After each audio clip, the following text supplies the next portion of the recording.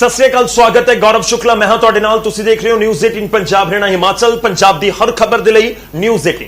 शुरुआत में करन जा रहे हैं सब तो पहला गल खेती बिलां दी ते उस दे उत्ते आए मुख मंत्री दे बयान दी। मुख मंत्री कैप्टन अमरिंदर सिंह खेती कानूनां दे खिलाफ हुण सुप्रीम कोर्ट जाण दा मन बना रहे हैं। मुख मंत्री ने साफ किया, खटकड़ कलां पहुंचे हुए सन, उन्होंने साफ किया कि इन्हां खेती कानूनां दे खिलाफ वो हर कानूनी लड़ाई लड़न दे लई तैयार है।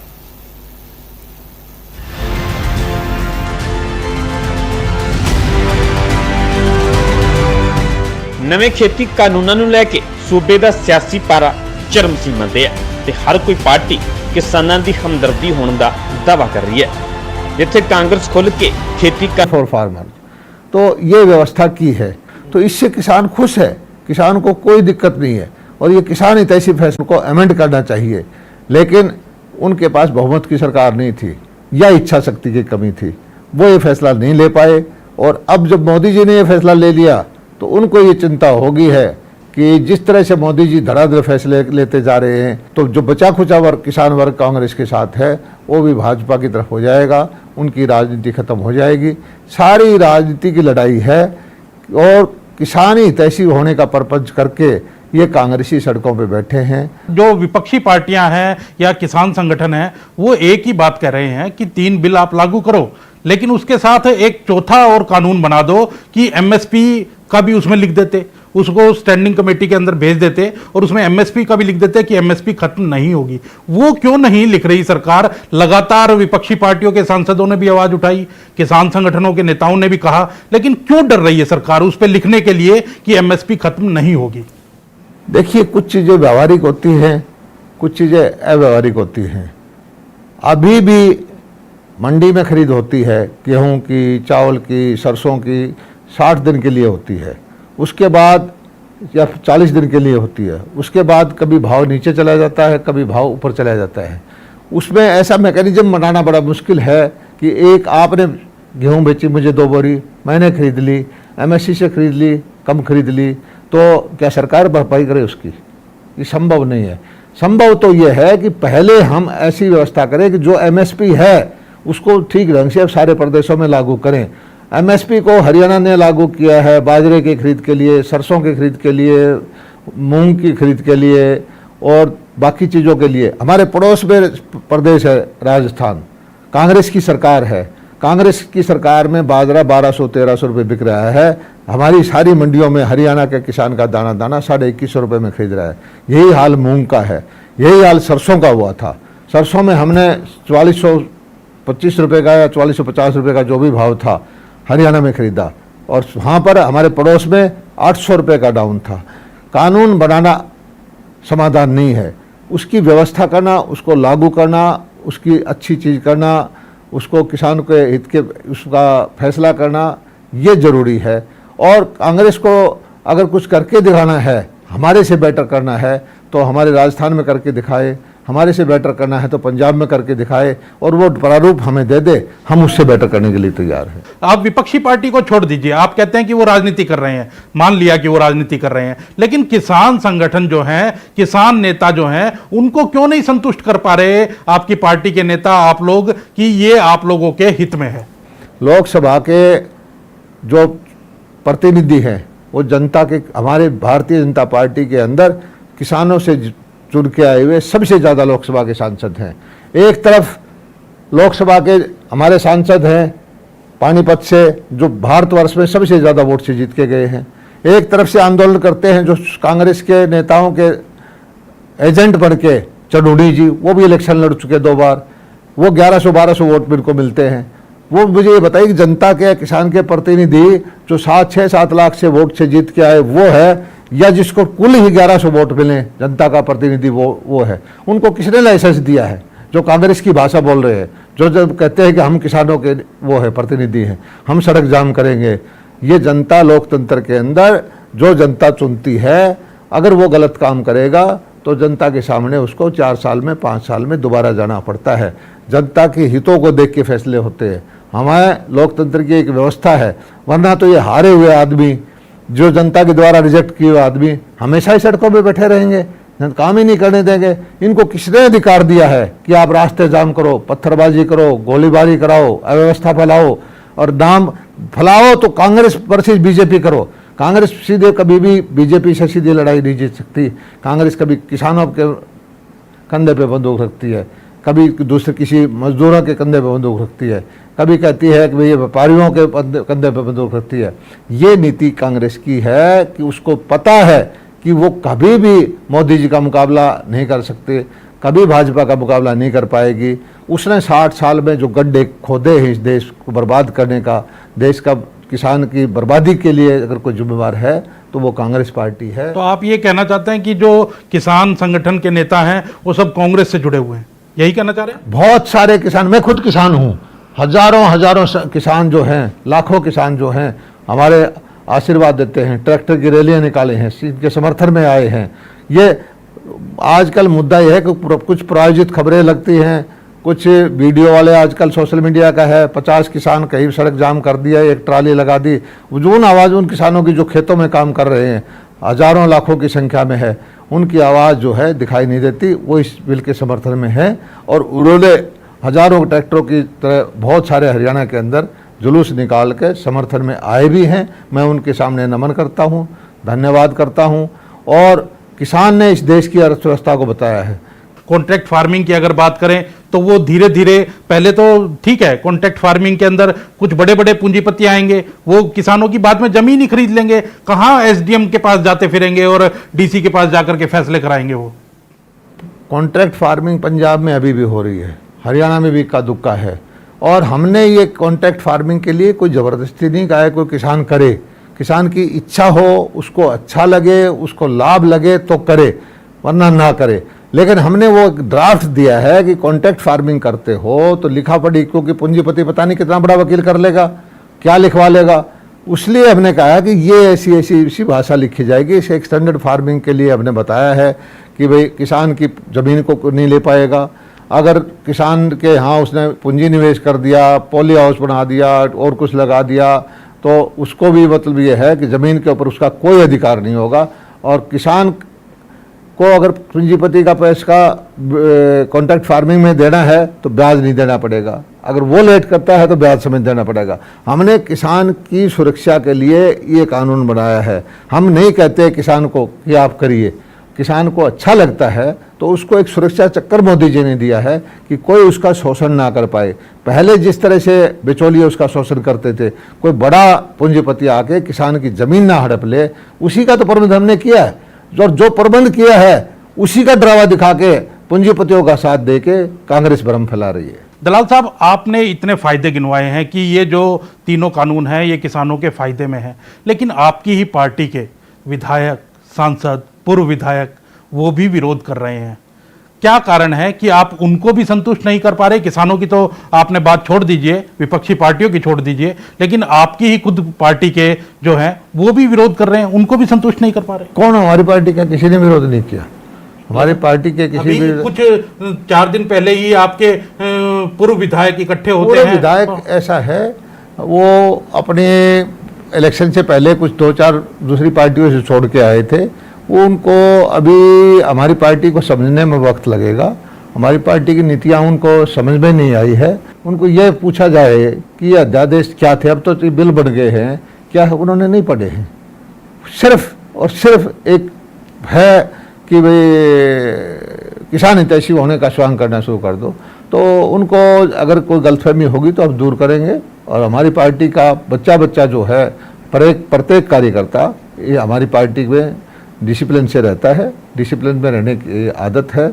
और किसी भाई को कोई शंका होगी तो हम उसको दूर कर देंगे। क्या आप मानते हैं कि इतने ही अच्छे कानून थे तो बिहार के अंदर क्यों नहीं सक्सेस हो पाया? वहीं अगर दूसरी बात की जाए तो अमेरिका की बात करें, अमेरिका में भी ये कानून पहले लाए गए थे। वहाँ खेती बिल्कुल तबाह हो चुकी है, कर्जदार हो चुके हैं किसान।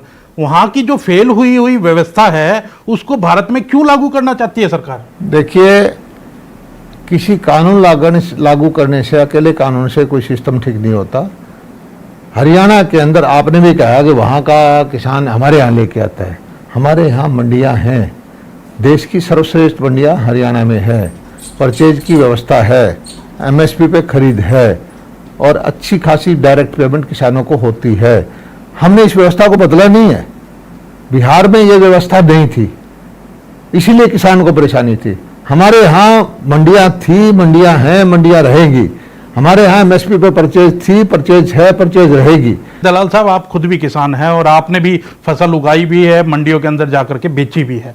आप खुद जानते हैं कि जब मंडी में फसल लेकर के किसान खेत से आ जाता है तो उसके बाद घर पे वापस नहीं लेके जाता, और ना उसके पास कोई इतनी व्यवस्था है कि भंडारण की व्यवस्था है। वो औने पौने दाम में अगर जैसे भी बिकेगी वो बेच करके तो वही तो मंडी की दादागिरी खत्म की है हमने। मंडी की दादागिरी नहीं, वो जो अगर बाहर भी बिकेगी मंडी किसान, अब किसान आएगा, मंडी का भाव पता करेगा, एमएसपी को पता करेगा, उसको पता रहेगा कि एमएसपी इस भाव पे मंडी में बिकेगा।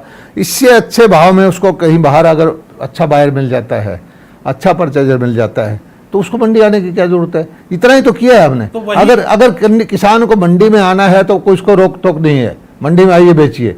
लेकिन मंडी वाले को भी अब अच्छा भाव देना पड़ेगा। उसको भी पता है कि किसान मंडी में आके उसकी ढेरी लगा के 3 दिन नहीं रख सकते, किसान दूसरी जगह चले जाएगा। उस किसान के पास पहले ऑल्टरनेटिव नहीं था कहीं जाने का, अब किसान को ऑल्टरनेटिव मिला है कि मंडी में भाव अच्छा नहीं मिलता है तो मंडी से बाहर आपके पास 10 बायर इंतजार कर रहे हैं। ऐसी व्यवस्था खड़ी करना चाहते हैं जिससे किसान को अपने भाव का, फसल का अच्छा भाव मिलने लग जाए। तो वो बाहर जो 10 बायर खड़े हैं वही किसान की फसल खरीद लेंगे, तो वही तो किसान कह रहा है। और विपक्षी पार्टियां कह रही है कि मंडी तो धीरे धीरे खत्म हो जाएगी। मेरी बात सुनो, दो मुद्दे ना मिक्स मत करिए। एक मुद्दा है कि मंडी और मंडी के आड़ती को चलाना, एक मुद्दा है किसान को अच्छे पैसे दिलवाना। इस अध्यादेश में इस कानून का मकसद ये है कि किसान की अच्छी उपज का पैसा उसको ज़्यादा दिलवाना। मंडी को चलाने के लिए हम वैकल्पिक व्यवस्था कर देंगे। मंडियों के आड़तियों को नुकसान की भरपाई के लिए अलग से हमने कमेटी बना दी है। लेकिन हम किसान को अगर पैसा ज्यादा मिलता है, मंडी को या सरकार को घाटा होता है, तो उस घाटा सहने को लेते जा रहे हैं। तो किसान आप मान रहे हैं इस बात कोई खत्म नहीं होती। हम 4,000-5,000 करोड़ रुपए की घरौंडा के अंदर इंटरनेशनल हॉर्टिकल्चर मार्केट बना रहे हैं जो एशिया में सबसे बड़ी होगी। हम एप्पल मार्केट यहाँ बनाने जा रहे हैं पिंजौर के अंदर, कालका के अंदर। हम सोनीपत के अंदर मसाला मार्केट बनाने जा रहे हैं। हम फूलों की मार्केट गुड़गांव में बनाने जा रहे हैं। हजारों करोड़ रुपए का निवेश कर रहे हैं। मंडियां बढ़ा रहे हैं, खत्म कहाँ कर रहे हैं हम अगर मंडी खत्म करनी होती तो हम पूंजी निवेश क्यों करते। हम खुद भी कर रहे हैं और हम तो ये भी कहते हैं कि किसी किसानों का समूह एफपीओ बना के 10 किसान इकट्ठे होकर अपनी प्राइवेट मंडी बनाना चाहे तो उसका कानून भी हमने पास कर दिया कि आप खुद मंडी बनाइए, सरकार के मुकाबले में मंडी खड़ी कर लीजिए अगर करना चाहते हैं। आप अपने गांव में मंडी बनाइए, गांव-गांव में हाट बनाइए, जैसे मर्जी करिए। लेकिन मकसद ये है कि किसान का दाम जो है अच्छा मिलना चाहिए, उसकी जिन्स औने पौने दाम पर नहीं चलनी चाहिए। उसकी जो है जब फसल बिकती है उस टाइम 10-15 बायर की बजाय 100-200 बायर होना चाहिए, कंपटीशन होना चाहिए। किसान की बोली लगते वक्त जो है थोड़े आदमी होने से उसको भाव दबता है। जितने ज़्यादा आदमी होंगे, जितने ज़्यादा अवसर होंगे, उतना ज़्यादा किसान को फायदा होगा। लगातार आपकी सरकार कहती है, एनडीए की सरकार कहती है, मोदी जी कहते हैं कि 2022 तक किसानों की आय दोगुनी कर देंगे। आखिर ऐसी कौन सी जादू की छड़ी चलाएंगे कि 2022 में दुगनी मिलने लग जाएगी? जो काम हम कर रहे हैं उसका धरातल पे जो धीरे धीरे असर आ रहा है, इसी का परिणाम होना है। कोई एक आज से नहीं, पिछले जब से मोदी जी आए हैं किसानों के लिए, चाहे वो फसल बीमा योजना लेके आना हो, सॉइल हेल्थ कार्ड बनाना हो, उसके लिए नीम लेपन करना हो यूरिया की ब्लैक मार्केटिंग के लिए, ड्रिप इरिगेशन के लिए अच्छी सुविधा देना हो, 85% सब्सिडी है पानी बचाने के लिए, मंडियां अच्छी खरीदनी हो। हर साल फसल आने के बाद भाव डिक्लेयर करती थी पिछली सरकार यूपीए की, हम बोने से पहले डिक्लेयर करते हैं भाई ये भाव होगा, आप सोच समझ के बोल लीजिए। गन्ने का उत्पादन हमारे यहाँ बढ़ा है, अनाज का उत्पादन हमारे यहाँ बढ़ा है। जब से हमारी सरकार आई है, मेरे पास डाटा है, 50-60% जो है किसान का उत्पादन बढ़ा है। और हमने एमएसपी पे, कांग्रेस के टाइम पर बाजरे की खरीद नहीं होती थी, हमने करोड़ों रुपए की, सैकड़ों करोड़ रुपए की खरीद की है। सरसों की खरीद नहीं होती थी, हमने वो की है। मूंग की खरीद नहीं होती थी, हमने वो की है। कांग्रेस के मुकाबले हमने दुगना तिगुना पैसा किसान के खाते में डाला है। हम एक जगह नहीं, हम बहुत दिशाओं में काम कर रहे हैं और उसका परिणाम आना शुरू हो गया है। धीरे धीरे किसान की आमदनी बढ़नी शुरू हो गई है। और यही वजह है कांग्रेस ने हमेशा यथास्थिति रखी है। कांग्रेस बिचौलियों की पार्टी रही है। कांग्रेस ने किसानों का शोषण किया है और अब लगता है कि हरियाणा का किसान, देश का किसान मोदी जी की नीतियों से लाभान्वित होकर सारा बीजेपी की तरफ चला जाएगा। कांग्रेस के पास जो 5-7-10% बचा हुआ वोट है वो भी भाग जाएगा। इसलिए कांग्रेस में किसान बीजेपी की तरफ जा रहा है, जो आपके एलआई हैं वो आपसे अलग जा रहे हैं। शिरोमणि अकाली दल की बात कर लें, शिवसेना पहले ही जा चुकी है, अभी शिरोमणि अकाली दल इसी मुद्दे के ऊपर आपसे गठबंधन तोड़ चुकी है। हमने जो है कोalition का धर्म निभाया है। हमारे पास स्पष्ट बहुमत की सरकार है केंद्र में, हमारी 300 से ज़्यादा सीटें हैं, लेकिन हमने क्योंकि उनसे समझौता इलेक्शन से पहले का था, हमने पूरा धर्म निभाया है। किसी को लगता है कि भाई वो उसके बगैर हम बहुमत की सरकार है, हम आराम से चला लेंगे, लेकिन हमने अपना धर्म निभाया है। वो जो हमारे से अलग गया उसको पछताना पड़ेगा। नहीं तो वो किसानों के हित की बात करते हुए आपसे किसानों का नाम लेकर निजी हित की बात है। आपकी सहयोगी पार्टी है, सरकार में सहयोगी जननायक जनता पार्टी है, उसके भी कुछ नेता हैं, वो लगातार विरोध कर रहे हैं। विधायकों की बात करें, जोगीराम सियाग की बात करें, देवेंद्र बबली की बात करें, रामकरण काला की बात करें, ये ऐसे कई विधायक हैं जो लगातार विरोध कर रहे हैं। और आपकी सहयोगी, क्योंकि उनको एक किसान पार्टी के रूप में देखा जाता है जननायक जनता पार्टी को, और इसीलिए वो लगातार समर्थन में आए हैं। तो आप उनको भी समझाने में समर्थ हो पाएंगे? बिल्कुल बिल्कुल, सभी को समझाएंगे। कुछ भाइयों को तो यही नहीं पता कि यह अध्यादेश में था क्या, कुछ भाइयों को तो यही नहीं पता कि इस चीज़ में इसका लाभ किसको है, नुकसान किसको है। ये कुछ तो सिर्फ ऐसे ही पोजीशनिंग कर लेते हैं सुनी सुनाई बातों पे। जो ऐसी चीज़ है जिन कोई का पूरा ज्ञान नहीं है उनको हम समझाएंगे। कोरोना की वजह से हमने कोई जलसे जुलूस नहीं किए, हमने भीड़ इकट्ठी नहीं की, और हम जो ये एक्ट था इसका पालन करते रहे। वरना हमारा संगठन किसी से कमज़ोर नहीं है। भारतीय जनता पार्टी का संगठन विश्व का सबसे बड़ा संगठन है, किसानों से जुड़ा हुआ है, किसान की अच्छी खासी भागीदारी है, और किसानों को समझाने में, किसानों को बताने में हम सक्षम हैं, और किसान इस बात को समझने भी लगे हैं। बहुमत का किसान हमारी बातों से सहमत है। बड़ौदा का उपचुनाव आ रहा है, तो किस तरह से देखते हैं, क्योंकि लगातार किसान जो विरोध कर रहे हैं, विपक्षी पार्टियां जो विरोध कर रही है, बड़ौदा उपचुनाव के अंदर कोई इसका असर देखते हैं, कहीं ना कहीं कोई नुकसान होगा? देखिए, बड़ौदा सीट आज तक हमारी पार्टी नहीं जीती, पहली बार हमें उम्मीद है, और हमारे लिए एक मौका है कि हम बड़ौदा वासियों का आशीर्वाद प्राप्त करें। और मैं बड़ौदा में कई बार गया हूँ, मुझे पूरा लगता है कि इस बार बड़ौदा के वोटर, जो स्थायी सरकार है, 4 साल हमारे विधानसभा के आगे चुनाव होने हैं, उनको पता है कि मनोहर लाल जी की पूरी इच्छा है कि बड़ौदा का खूब विकास करे, और उससे प्रभावित होकर बड़ौदावासी जो हैं निश्चित तौर पर भारतीय जनता पार्टी को वोट देकर पहली बार कमल के निशान पर बटन दबाकर कमल खिलाएंगे। न्यूज़ 18 के किसान दर्शकों को क्या कहना चाहेंगे जिससे कि वो संतुष्ट हों कि ये जो 3 कानून आप लेकर के आए हैं ये उनके हित में हैं और उनको फ़ायदा देंगे? 2022 तक जो आप कह रहे हैं कि आय दुगनी करनी है तो उसमें भी फ़ायदा देंगे, क्या कहना चाहेंगे? मेरे किसान भाइयों, सबसे पहले तो मैं आपको नमन करता हूं कि कोरोना काल में जो देश की अर्थव्यवस्था को आपने बचाया, आपका जो योगदान है आने वाले वक्तों में हमेशा याद किया जाएगा। दूसरी बात कि आपको मोदी जी पे भरोसा है, आपको हमारे मनोहर लाल जी पे भरोसा है, और आपको आपके बेटे जो खुद किसान है कृषि मंत्री जयप्रकाश पे भरोसा है। आपके हितों पे आँच आएगी तो मैं ही आपकी बात को उठाऊंगा, मेरी ही कलम आपके खिलाफ जो है कभी नहीं चलेगी, और हर चीज़ आपके सामने आपसे नोटिस में ला के करेंगे। और मैं आपको बधाई देता हूं कि आप इस कांग्रेस के दुष्प्रचार में नहीं आ रहे, आप अपने खेतों में काम कर रहे हैं, और इस कांग्रेस वालों को मुंह तोड़ के जवाब दो कि अपनी लड़ाई सीधी सीधी लड़े, कांग्रेस वर्सेस भाजपा लड़े, किसान वर्सेस भाजपा करने की कोशिश ना करें, ये झापामार लड़ाई लड़ने की कोशिश ना करें। किसान जो है मोदी जी के साथ है, और मुझे भरोसा है हरियाणा का किसान कभी भी ना पहले किया सोनिया गांधी, राहुल गांधी, वाड्रा का नेतृत्व स्वीकार, ना कभी इनका नेतृत्व स्वीकार भविष्य में करेगा। धन्यवाद। तो धन्यवाद दलाल साहब। ये थे हमारे साथ कृषि एवं किसान कल्याण मंत्री जेपी दलाल। इन्होंने हर एक सवाल का हमारे का बेबाकी से जवाब दिया है, वो विपक्ष से जुड़े हों, किसानों से जुड़े हों, या फिर जो खुद के सहयोगी दल हैं उनसे जुड़े हों, हर सवाल का इन्होंने बेबाकी से जवाब दिया है। अब इन्होंने जवाबों में कितना घुमाया है ये और कितना सही जवाब दिए हैं वो जनता ही तय करती है, आप लोगों को ही तय करना है, किसानों को तय करना है। आज की मुलाकात में बस इतना ही, अगली बार फिर मिलेंगे किसी और शख्सियत के साथ। तब तक के लिए नमस्कार।